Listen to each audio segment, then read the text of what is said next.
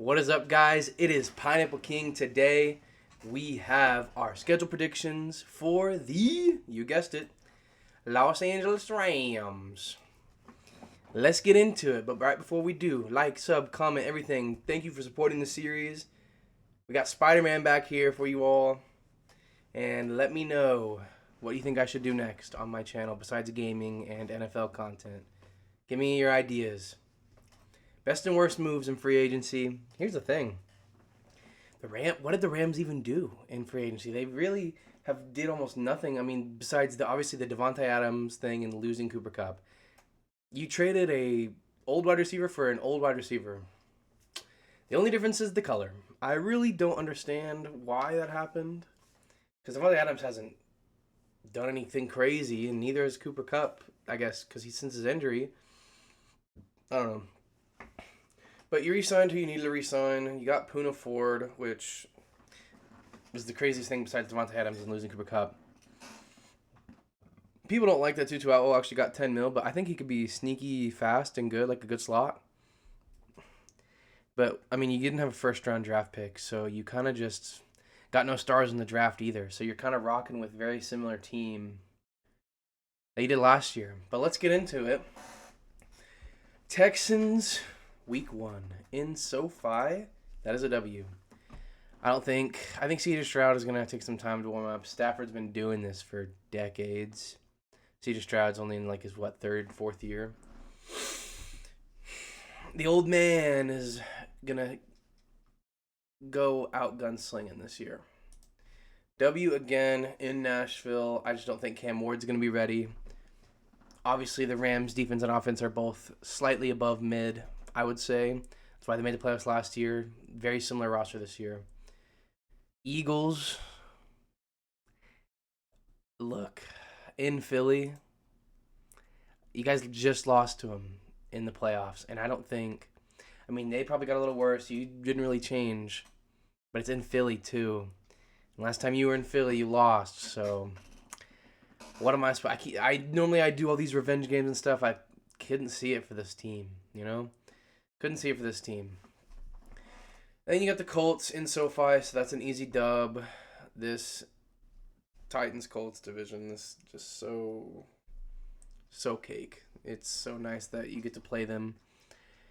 And then you play the Niners for the first time in SoFi, and that's a W. And honestly, it's a quick turnaround too, and this is a tough dub.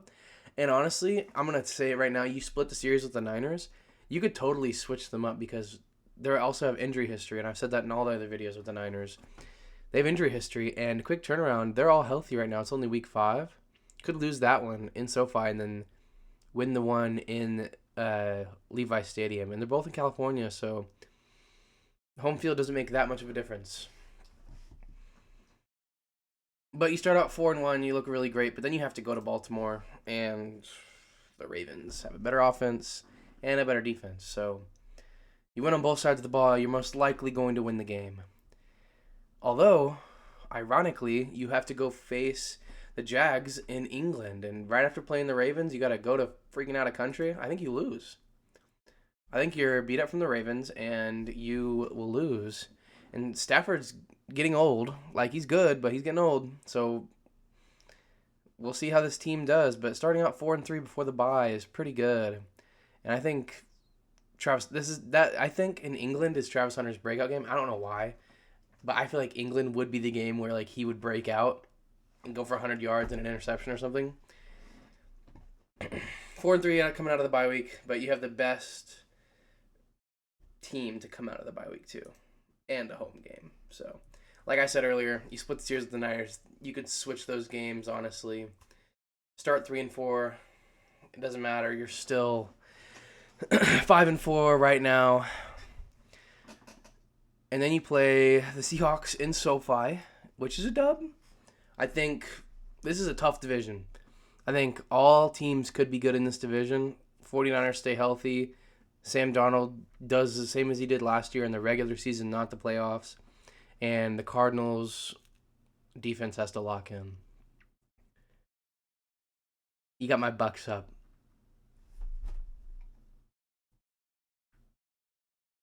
Not going to happen. Not gonna happen. I hate to break it to you, but Tampa's got a much better offense. Baker's definitely a better quarterback than Stafford right now, and I mean Kyron Bucky are comparable. You got to think about.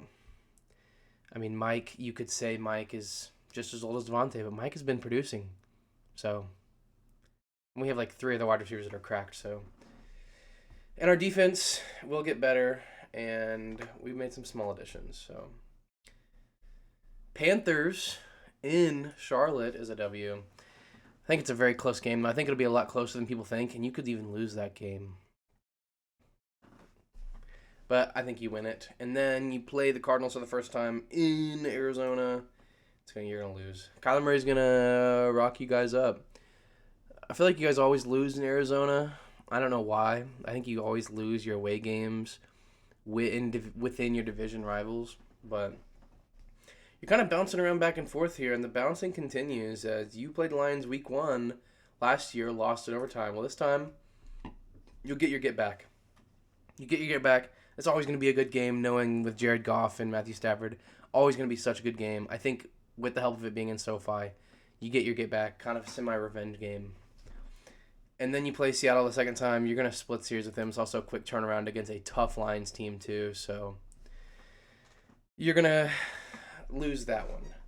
But then you get to play the Falcons. Unfortunately, it's in Atlanta, but it's okay. Everything's okay. Everything's okay. And if you see a pattern here, you're splitting the series with everybody. Well, in the win-loss pattern, I'm going to have to ruin the pattern, but you split the series with everybody. You go 3-3 in your division, and I just think it makes sense. It's the most competitive division in the NFC. And you go 10-7 again. Does that win the division? Does it make the playoffs? Because I told you the NFL is going to be competitive this year. Send in your predictions now. Last year, I had you guys... Okay, well, I'm just going to have to click on them and remove the paint. Wait. Hold on. Why is it broken? Okay, well, last year, I had you guys there. And this year, I had you guys... You guys finished. I had you at 11 and 6, literally 6th, and you got 10-7 and won the division. Where does 10-7 get you this time? Obviously, it's going to be you don't know, 10-7 Falcons, right? You will end up making the playoffs, and actually, you will end up winning the division at 10-7. Obviously, a 10-7 win in the division is definitely going to have you sitting at number 4 spot, just like you did last year. And I think a big reason why I have you guys here is it's really just like how you guys didn't change. I feel like it just makes just as much sense to do the exact same thing you did last year, to go 10-7 and be the number 4 seed in the playoffs. Now, can you make a run in the playoffs? With Matthew Stafford, you definitely could. Devontae Adams, you have the offensive weapons and you've got some defensive players. You guys really didn't change that much, though, and it's just... How much more time do the Rams have before Stafford retires, before things start to get ugly? Because what do you do when Stafford retires? Stetson Bennett? Who the hell? I mean, you got Jimmy G back there. Maybe he could revive his career. But that'll be all. I will see you guys tomorrow for the next team.